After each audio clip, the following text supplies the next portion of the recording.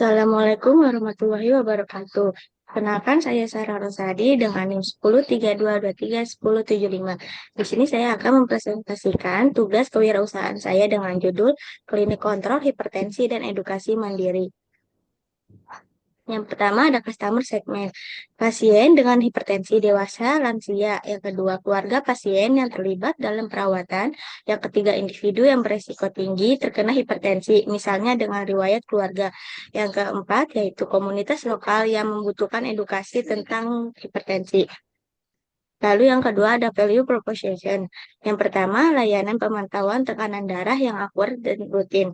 Yang kedua, edukasi mandiri yang komprehensif tentang pengelolaan hipertensi. Yang ketiga, program diet dan olahraga yang disesuaikan. Yang keempat, dukungan psikologis dan manajemen stres. Lalu yang terakhir yaitu akses ke sumber daya digital seperti aplikasi website untuk pemantauan kesehatan. Selanjutnya ada channel, yaitu klinik fisik untuk konsultasi dan pemeriksaan. Yang kedua, website dan aplikasi mobile untuk informasi dan pemantauan. Media sosial untuk edukasi dan interaksi dengan pasien. Yang keempat, seminar dan workshop di komunitas untuk meningkatkan kesadaran.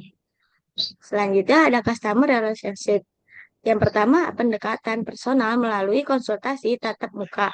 Yang kedua, program follow up dengan untuk memantau kemajuan pasien. Yang ketiga, komunikasi melalui email atau aplikasi untuk pengingat dan dukungan. Yang terakhir yaitu ada forum atau grup dukungan untuk berbagi pengalaman antar pasien. Selanjutnya ada revenue streams.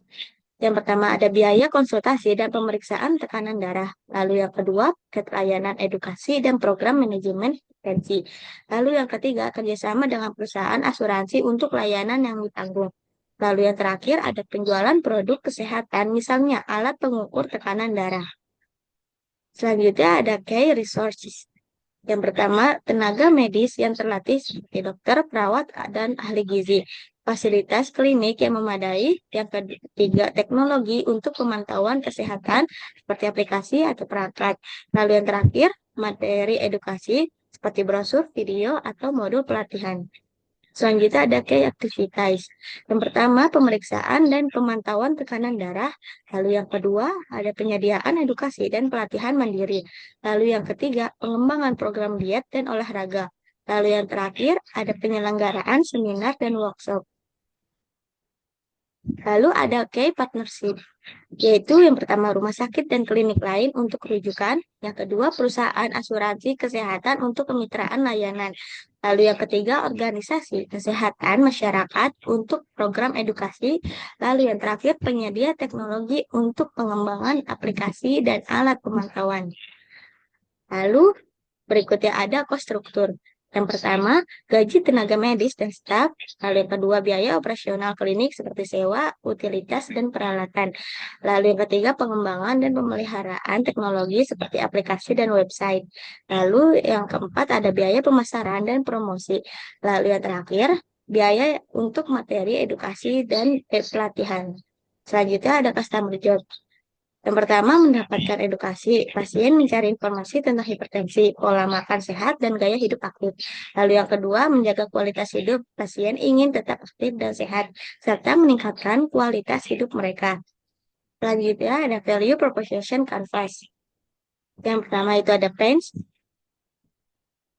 Pertama, kekhawatiran kesehatan. Lalu, yang kedua, kesulitan dalam mengelola diet dan kurangnya akses ke informasi. Lalu, keempat, ada stigma sosial. Lalu, yang kedua, ada gains. Yang pertama, kesehatan yang lebih baik. Kedua, edukasi yang memadai. Lalu, dukungan komunitas dan kualitas hidup yang meningkat. Selanjutnya, ada produk and service. Yang pertama, konsultasi medis. Yang kedua, program edukasi, lokakarya, dan seminar tentang manajemen hipertensi dan gaya hidup sehat. Lalu yang ketiga, pemantauan kesehatan, dukungan emosional. Lalu ada point analysis.